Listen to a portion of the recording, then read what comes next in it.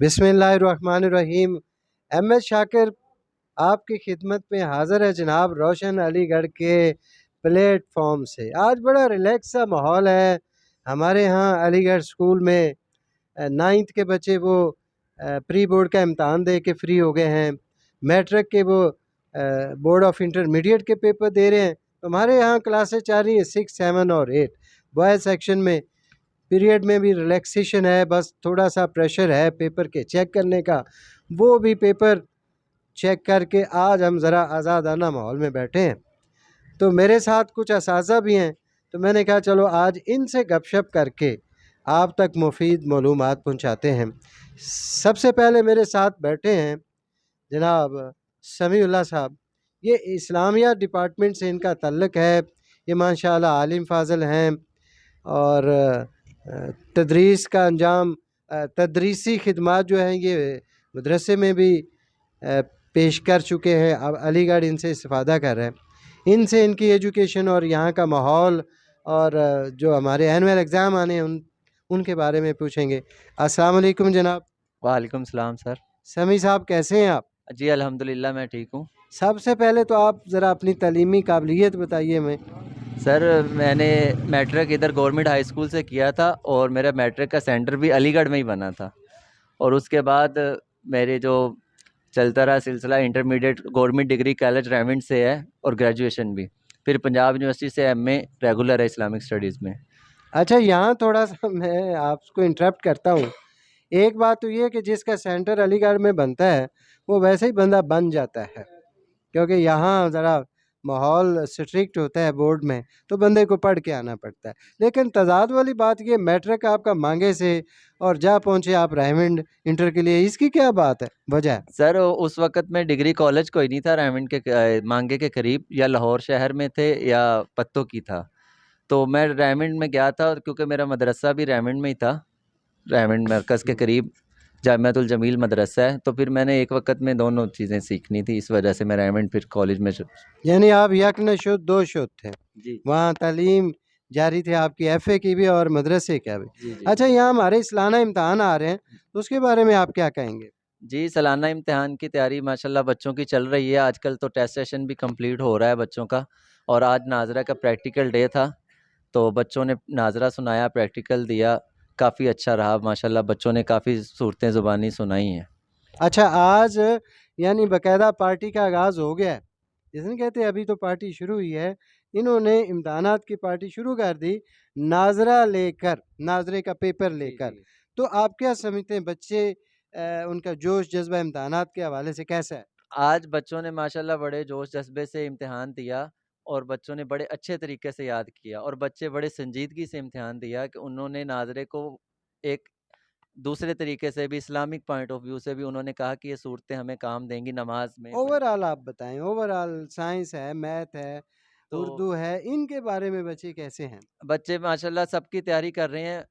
Specially math का बहुत आजकल वो टेस्ट चल रहा है जो, उनकी तैयारी भी कर रहे हैं, और साइंस के हवाले से भी काफ़ी बच्चे माशाल्लाह तैयारी कर रहे हैं और प्रैक्टिकल में बड़ा ज़ोर दे रहे हैं। कंप्यूटर में लैब में आज मैं बैठा हुआ था, तो कंप्यूटर का बच्चों ने बहुत कुछ सीखा है कि उसकी नाम लिखना, उसको एमएस वर्ड का काफ़ी तरीका सीखा बच्चों ने आज माशाल्लाह। आप समझते हैं आपकी क्लास और आपसे पढ़ने वाले बच्चे उनके नताइज 100% होंगे? इंशाल्लाह 100% होंगे, और मुझे अल्लाह से उम्मीद भी है, बच्चों ने जितनी मेहनत की है इंशाल्लाह अल्लाह पाक उनकी मेहनत का सिला देगा, और उनका रिज़ल्ट इंशाल्लाह 100% आएगा। और बच्चों की जो ख्वाहिशात हैं, काबिलियत है, उसको देखकर लग रहा है कि इंशाल्लाह 100% रिज़ल्ट आएगा। इंशाल्लाह जी 100% रिज़ल्ट आएगा, ये कहते हैं सर समीउल्लाह साहब। समीउल्लाह के साथ तशरीफ़ फरमाए हैं हमारे असद साहब। इनका साइंस सब्जेक्ट है, 9th के ये इंचार्ज हैं, लेकिन ये क्लासेस लेते हैं 6, 7, 8 में भी। हम इनसे पूछेंगे। अस्सलाम वालेकुम सर। वालेकुम सलाम। सर आपका सब्जेक्ट क्या है? सर मैं यहाँ पे अलीगढ़ में chemistry as a chemistry subject teacher अपने फ़राइज़ सर अंजाम दे रहा हूँ यहाँ पर, और अल्हम्दुलिल्लाह मुझे बहुत ज़्यादा फ़ख्र महसूस हो रहा है। वो उसकी पीछे जो वजह है वो ये है کہ میٹرک میں بھی میرا جیسے ہمارے سر سمیع اللہ صاحب فرما رہے تھے کہ سینٹر علی گڑھ میں بنا تھا، بالکل اسی طرح میرا بھی سینٹر علی گڑھ میں ہی بنا تھا. اور اس کے بعد جیسے آپ نے بھی کہا کہ علی گڑھ میں جو پھر لگ جاتا ہے تو پھر وہ لگ ہی جاتا ہے، تو ایسے ہی ہے. اور اس کے علاوہ میری تعلیمی قابلیت کے حوالے سے اگر بات کی جائے تو میں نے انٹر بھی گورنمنٹ ہائر سیکنڈری اسکول مانگا منڈی سے ہی کیا، اور میٹرک بھی میں نے گورنمنٹ ہائر سیکنڈری اسکول مانگا منڈی سے کیا. اچھا، اب میں آپ سے یہ پوچھنا چاہتا ہوں کہ آپ سائنس پڑھاتے ہیں، کیمسٹری، اور 6 7 8 جو ہے وہ تو کیمسٹری پڑھتی نہیں، تو آپ پھر ان کو کیا پڑھاتے ہیں؟ ان کو میں جنرل سائنس سبجیکٹس پڑھا رہا ہوں، 6 کلاس کو بھی، 7 کلاس کو بھی اور 8 کلاس کو بھی. تو آپ کیسا سمجھتے ہیں کہ بچے کس حد تک پریپیئر ہیں امتحان کے لیے؟ امتحان کے لیے بہت جوش و جذبہ ہے ان میں. جب آج کل تو ٹیسٹ سیشن چل رہے ہیں، میں اپنی طرف سے پرسنلی بھی ٹیسٹ سیشن کروا رہا ہوں، 6 کلاس کے بھی، 7 کلاس کے بھی اور 8 کلاس کے بھی. تو ان میں بچے بہت اچھے نمبر لے رہے ہیں، اچھی کارکردگی کا مظاہرہ دکھا رہے ہیں. اور جیسا کہ آپ بھی جانتے ہیں، میں بھی جانتا ہوں کہ یہاں پر 2 ٹرمز ہوتی ہیں، ایک ہمارے مڈ ٹرم ہوتے ہیں اور ایک ہمارے فائنل ٹرم ہوتے ہیں. تو بچوں کی جو جوش جذبہ ہے وہ مڈ ٹرم سے بھی اب زیادہ ہے، فائنل ٹرم میں اور زیادہ اچھی پوزیشنز انشاءاللہ لیں گے.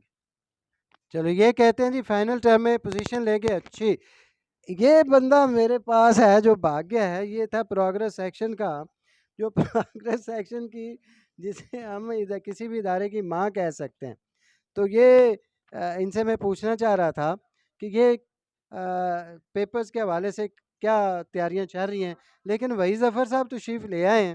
ان سے السلام علیکم سر. السلام علیکم، کیسے ہیں سر آپ؟ ٹھیک ہے، اللہ کا شکر ہے. وحید صاحب سے ہم پوچھیں گے، ایک تو ان کا حال ہی میں ایک ٹرپ گیا تھا تو اس کے احوال ان سے لیں گے، اور دوسرا ان سے پوچھیں گے جنرل گفتگو.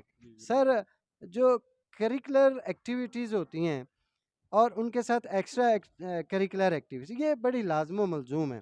علی گڑھ نے 6 سے لے کر آنورڈ کوئی انٹر کلاسز تک یہ ٹرپ بھیجا ہے. میرے خیال میں ابھی انٹر کے نہیں جا سکے نا.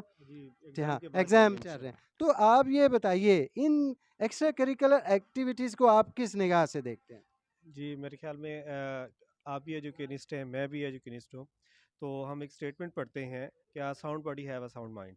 ٹھیک ہے، تو پڑھنے کے ساتھ ساتھ سیر و تفریح اور جو کھیل ہیں وہ بھی بہت ضروری ہیں. ٹھیک ہے، تو جس میں ایک یوں کہہ لیں کہ سیر و تفریح ہے، جس طرح پہلے میں نے بتایا، تو یہ بھی اس کا ایک اہم جز ہے. اس سے یہ ہوتا ہے کہ آپ جو ہے جس جگہ پہ جاتے ہیں تو وہاں کی چیزوں کو دیکھتے ہیں، آپ کا مائنڈ جو ہے نا تھوڑا سا ریفریش ہوتا ہے.